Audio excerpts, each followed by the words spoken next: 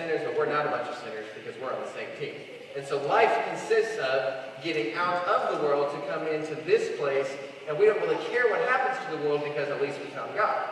That's kind of the worldview that many of us live by. And, by the way, there are passages in the Bible which do support, in a small picture, a worldview like this. Like you go to the book of James and it says that anybody who's a friend of the world is an enemy of God.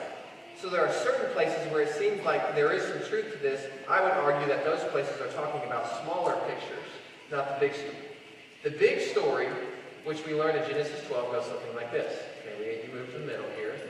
Okay, you stay there, flip your sign over, and you go between the girls, flip your sign over, and point it that way.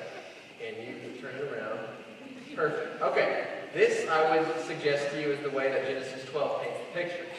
We've got God, who doesn't hate the world. I mean, John 3:16, God loves the world. And so what God wants to do with the world is first he wants to call a people out of the world first. So it's all the passages about purity, holiness, come out from them and be separate? Absolutely, 100%. The people of God should be different than the world as far as our moral and ethical decisions. But the reason that God calls us out of the world is so that we can go right back into the world and bless the world that God desperately loves. And so in this worldview, what happens here is that the church or the people of God end up becoming the solution to what God wants to do to redeem the broken world that's starting to break apart in Genesis chapter 3. This is the plan of God.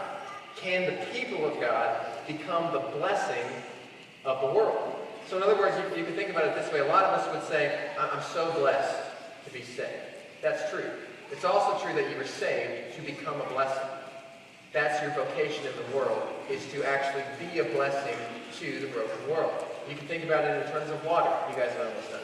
If you were just out in nature and you wanted to get a drink of water, would you rather get a drink of water from a pond, or would you rather get a drink of water from a river? Now, if you were smart, you would probably get a drink from what? A river. Because water is only useful to us as far as like drinking when it's running.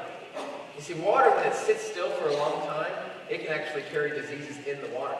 So water was always meant to flow in a direction, and when it flows, it brings life. Same thing with blessing.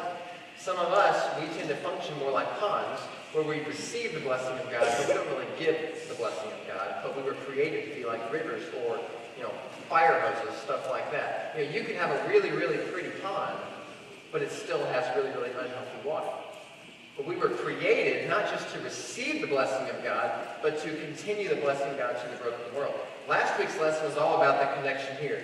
God wants to bless his people. That's true, Genesis 1. Also, God wants to use his people in order to bless the broken world. Hey, great job, guys. You can go sit down. You can throw your stuff over there.